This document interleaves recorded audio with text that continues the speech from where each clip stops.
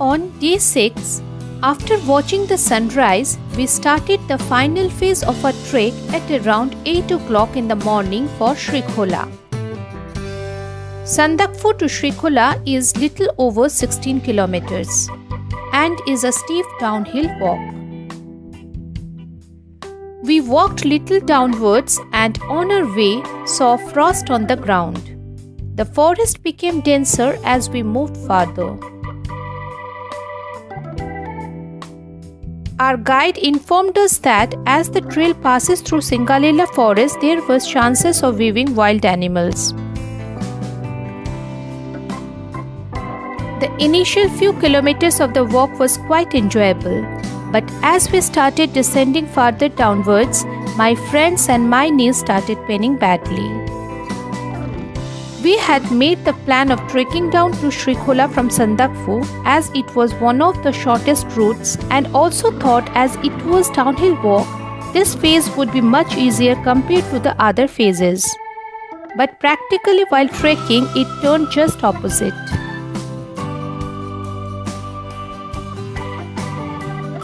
Actually, this was our first trek, and we were not aware of the fact that during downhill walk, it creates lot of pressure on the knees. But at this point of time, we had no other option other than walking. Thankfully, our pain relief spray saved us.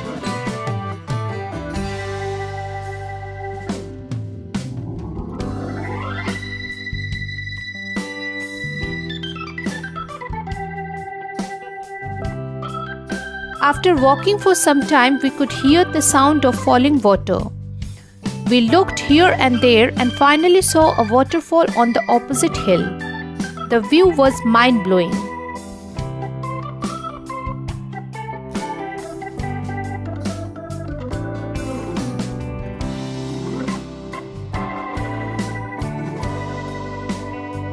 Sandakphu to Srikhola is a very steep descent through bamboo and mixed forests, and the landscape is wonderful.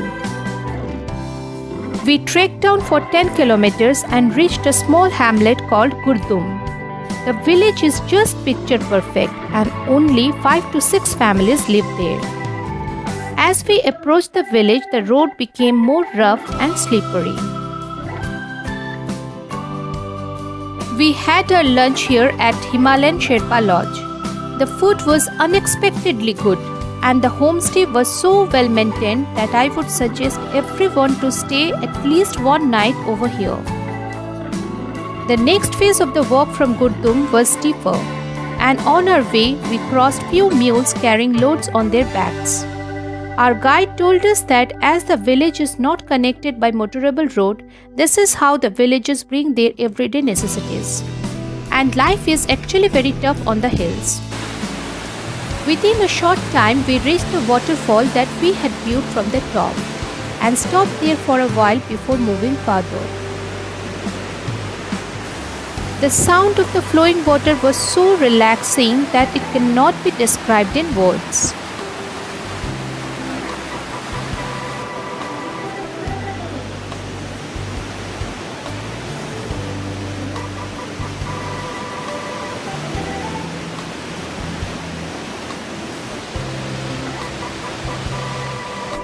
The road through the woods was very adventurous, thrilling and exciting.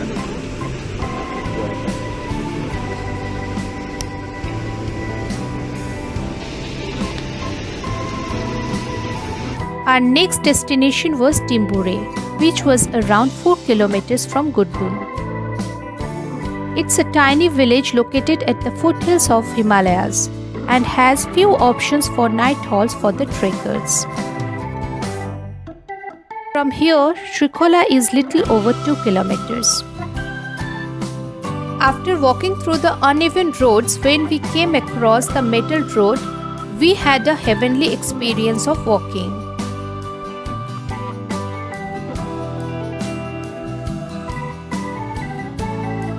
We got a great relief when we saw the hanging bridge of Srikhola from a distance, and were very happy with the thought that we were very near to our destination. But within a short span of time, it turned into a shock when we saw no road ahead. The road to Srikhola from there got washed away in a landslide some time back. So, our only option was to get down through 1000 stairs.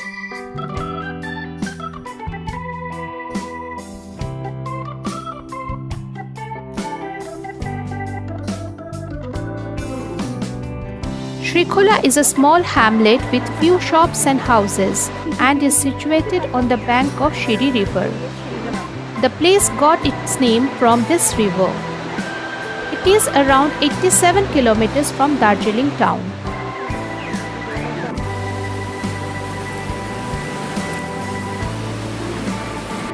Sandakphu to Srikhola was the most difficult walk in the entire trail, and finally, just before dusk, we crossed Srikhola bridge and checked in at Hotel Shovraj.